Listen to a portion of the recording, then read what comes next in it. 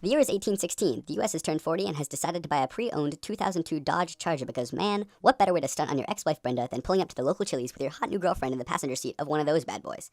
Anyways, the story goes, the U.S. seized some land from this British loyalist Lord Fairfax back in the good old days of the Revolutionary War, and some of it was given to a man named David Hunter. However, following the Revolutionary War, the U.S. entered into an agreement with Great Britain guaranteeing the protection of land owned by British loyalists like Lord Fairfax. So, upon inheriting his uncle's land, Fairfax's nephew, Thomas Martin, sued Hunter for recovery of the land in a Virginia state court.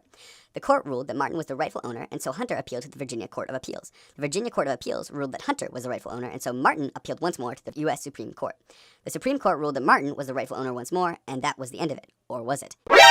NANI?! It wasn't. Following the Supreme Court decision, the Virginia Court of Appeals refused to acknowledge the Supreme Court decision, arguing that Section 25 of the 1989 Judiciary Act, remember that one, which allowed the Supreme Court to review decisions of state Supreme Courts, was unconstitutional. According to the VCOA, as independent governments within the larger federal government, states could decide federal cases brought to a state court.